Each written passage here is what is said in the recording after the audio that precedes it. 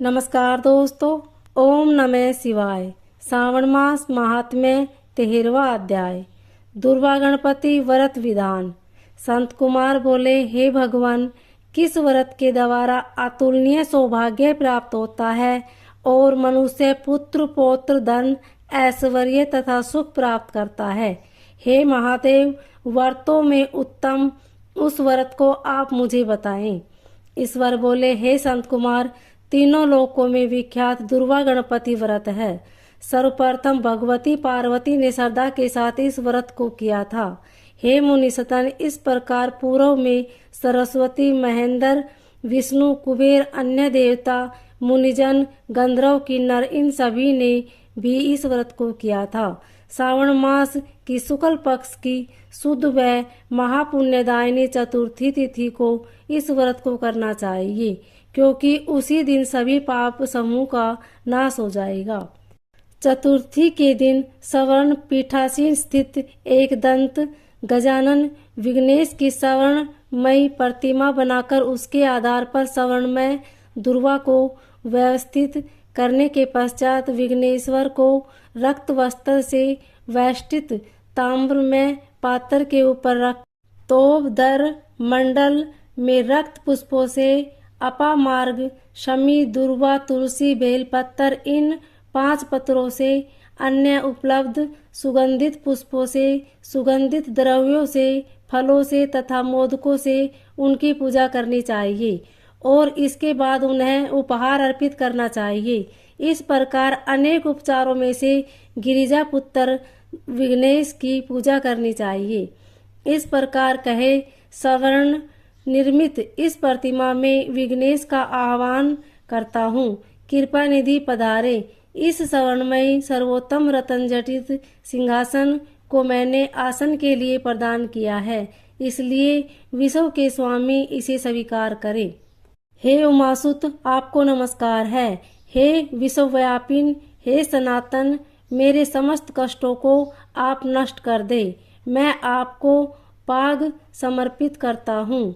गणेश्वर देव, उमापुत्र तथा मंगल का विधान करने वाले को यह अर्घ्य प्रदान करता हूँ। हे भगवान, आप मेरे इस अर्घ्य को स्वीकार करें। विनायक, सुर तथा वर प्रदान करने वाले को नमस्कार है। नमस्कार है। मैं आपको यह अर्घ्य समर्पित करता हूँ, इसे ग्रहण करें। मैंने गंगा आदि सभी तीर्थों से प्रार्थना पूर्वक यह जल प्राप्त किया है। हे सुरपुंगर, आपके स्नान के लिए मेरे द्वारा प्रदत्त इस जल को स्वीकार कीजिए। सिंदूर से चित्रित तथा कुमकुम से रंगा हुआ यह वस्त्र युगम आपको दिया गया है, आप इसे ग्रहण करें। लंबोदर तथा सभी विघ्नों का नाश करने वाले देवता को नमस्कार है। उमा के शरीर के मल से आविर्भूत हे गणेश जी, आप इस चंदन को स्वीकार करें। हे सुश्रेष्ठ, मैंने भक्ति के साथ आपको रक्त चंदन से मिश्रित अक्षत अर्पण किया है। हे सुरसतंभ, आप इसे स्वीकार करें।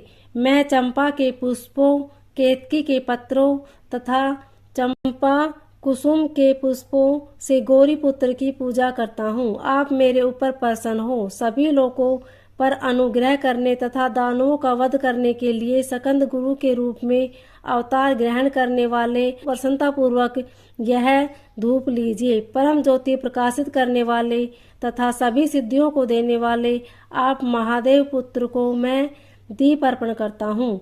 आपको नमस्कार है। इसके बाद गणना तवा इस मंत्र से मोदक 4 प्रकार के अनन्य पायस तथा लड्डू आदि का नैवेद्य अर्पण करें। मैं आपकी मुख शुद्धि के लिए आदर पूर्वक कपूर, इलायची तथा नागवल्ली के दल से युक्त तांबुल आपको प्रदान करता हूँ। हिरण्य गर्भ के गर्भ से स्थित अग्नि के सुवर्ण बीज को मैं दक्षिण रूप में आपको प्रदान करता हूँ, अतः आप मुझे शांति प्रदान कीजिए। हे गणेश्वर, हे गणाध्यक्ष, हे गौरीपुत्र, हे गजानन, हे विभानन, आपकी कृपा से मेरा व्रत पूर्ण हो। इस प्रकार आपने सामर्थ्य के अनुसार विघ्नेश का विधिवत पूजन कर उपसकर निवेदित सामग्री सहित गणाध्यक्ष को आचार्य के लिए अर्पण कर देना चाहिए। उनसे प्रार्थना करें, हे भगवान, हे ब्राह्मण, दक्षिणा सहित गजानन गजराज की मूर्ति को आप ग्रहण कीजिए। आपके वचन से मेरा यह व्रत आज पूर्णता से प्राप्त हो। जो मनुष्य 5 वर्ष तक इस प्रकार व्रत करके उद्यापन करता है वह अनवांछित मनोरथों को प्राप्त करता है और देहांत के बाद शिवलोक को जाता है। अथवा 3 वर्ष तक जो इस व्रत को करता है वह सभी सिद्धियां प्राप्त करता है। जो मनुष्य उद्यापन के बिना ही उस उत्तम व्रत को करता है, विधि के अनुसार उसका जो कुछ किया हुआ होता है वह सब निष्फल हो जाता है। अब उद्यापन विधि बताई जाती है। उद्यापन के दिन प्रातः काल तिलों से स्नान करे। उसके बाद व्यक्ति 1 पल या आधा पल या उसके भी आधे पल की स्वर्ण की गणपति की प्रतिमा बनाकर पंचगव्य से स्नान कराकर भक्ति तथा श्रद्धा के साथ इन 10 नाम मंत्रों से दुर्वा दलों के से सम्यक पूजन करे।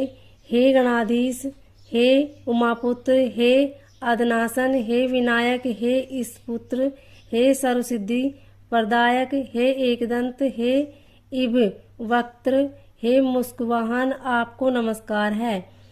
आप कुमार गुरु को नमस्कार है। इन नाम पदों से पृथक पृथक पूजन करें। पहले दिन अधिवासन करके प्रातः काल गृह होम करके दुर्वादलों तथा मोदकों से होम कराना चाहिए। इसके बाद पूर्ण आहुति देकर आचार्य आदि का विधिवत पूजन करना चाहिए और घट तुल्य थनों वाली गाय का दान अपनी सामर्थ्य के अनुसार करना चाहिए। हे वत्स, इस प्रकार व्रत करने पर मनुष्य सभी मनोरथों को प्राप्त कर लेता है। हे संत कुमार, अपने प्रिय पुत्र गणेश के व्रत करने से संतुष्ट होकर मैं उस मनुष्य को पृथ्वी पर सभी सुख प्रदान करके अंत में उसे सद्गति देता हूँ। जैसे दुर्वा अपनी शाखा पर शाखाओं के द्वारा वृद्धि को प्राप्त होती है, उसी प्रकार उस मनुष्य की पुत्र पौत्र आदि संतान निरंतर बढ़ती रहती है। हे संत कुमार, मैंने दुर्वा गणपति का यह अत्यंत गोपनीय व्रत कहा है। सुख चाहने वालों को सर्वोत्कृष्ट व्रत को अवश्य करना चाहिए। इस प्रकार श्री स्कंद पुराण के अंतर्गत ईश्वर संत कुमार संवाद में श्रावण मास महात्म्य में दुर्वा गणपति व्रत कथन नामक 13वां अध्याय पूर्ण हुआ। ओम नमः शिवाय।